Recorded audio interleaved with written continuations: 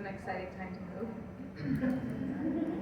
But this poem is set in Kansas, so it's kind of nostalgic for me. Anyway. It's called What the Sheep Know. A few miles southwest of here, a gravel road runs parallel to Highway 50. Its shoulder slides off to the right into a creek bed. It is stooped and rocky from too much work. To the left, a house and its various friends stand around together like they just met for a few beers before heading in for the night. Now the spiders and the dogs have them. The walls are lasagna of peeling paint, corrugated metal, vinyl, and plastic tarps.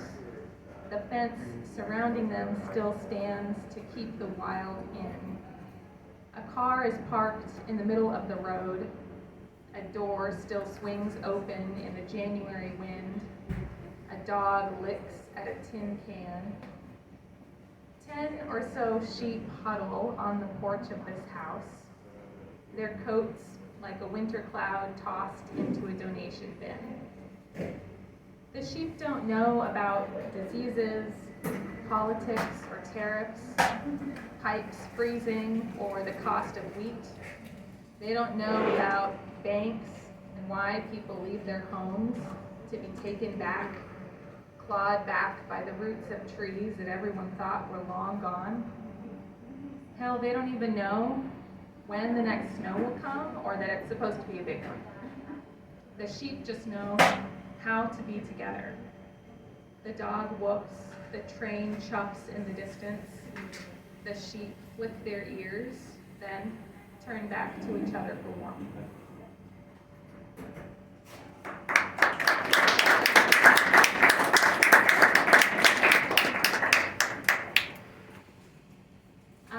This one is called Flint Woman, and it's about my grandma, who I hardly knew because she lived in Michigan and we lived in Washington State, and it was tough just to get over there and see her, but I always thought her life was interesting, so this one's for her.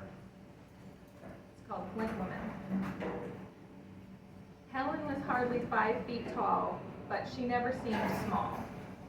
She would have been a nun, they said, but then she met Thomas and became a wife and mother instead. She raised 7 kids in the house where their father was born, in the heart of Flint, Michigan, and they spent every Sunday at church. It was a car town back then, and the factory money was good, enough to spend summer at the lake with stacks of paperbacks and tart cherry pie.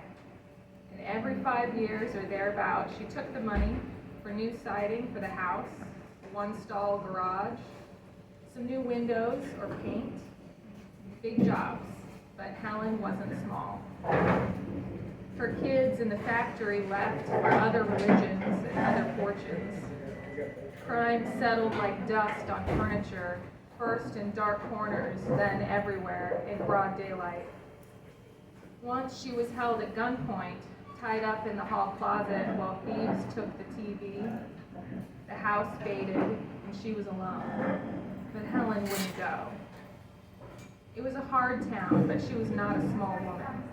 The housing market tanked in 2008, and then the water 6 years later. Her daughters moved south to the Sunshine State, but Helen wouldn't go. She was not a small woman.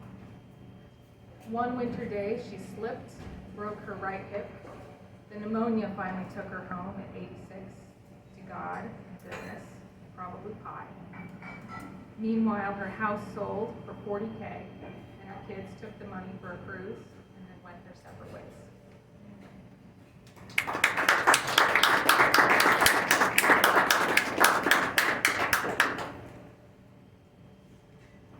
Alrighty, this is one of the pandemic poems.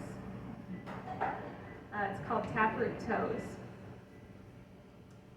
In March 2020, you talked about sickness. It was our last 2 weeks before leaving Kansas for different jobs and opportunities in Nebraska. You were just 3. At night, you dreamed about things dying. Things look different in the dark. Unseen things float to the top, belly up, whether you notice or not, like it or not. You woke up all the same, screaming, "All my fish are dead!"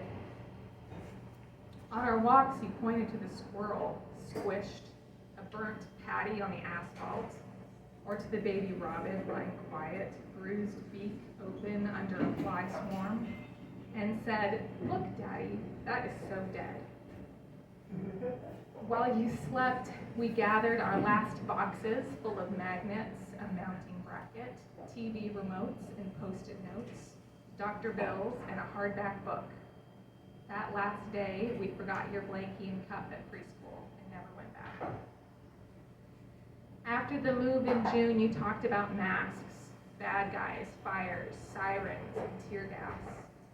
At lunch, we tried to kill the bindweed, clover, and dandelions, their taproots as long as your legs, their yellow faces still turned to the sun. At night, we tore the tape, ripped the cardboard, pounded the nails, hung the photos. Our fingers were black from digging at the hairy roots of those dandelions. And even so, I wish this for you. Every spring, may the weeds always come back to remind you how to live. In July, you learned to say coronavirus. And despite everything, this brave, weedy life goes on.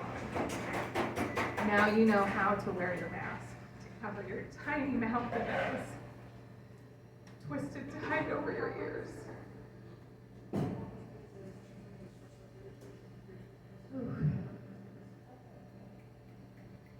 And now every year I hope you will stand like the dandelions, stubborn, so stubborn, tall, strong, and always turned to the sun, always coming back, so that any time someone holds you down, stamps you out, claims you don't belong, calls you a fake, a fraud, a fool, exposes your milky heart to the edge of a hoe, and rakes it into the dirt, you will still cling to your crevice of rock. You'll take a breath, reach down to your taproot toes, and whisper, "I'll be back."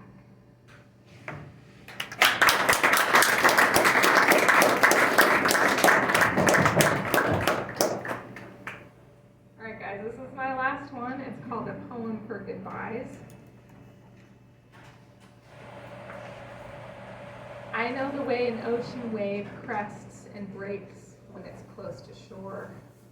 I know the waves sway and waver, its uncertain dance.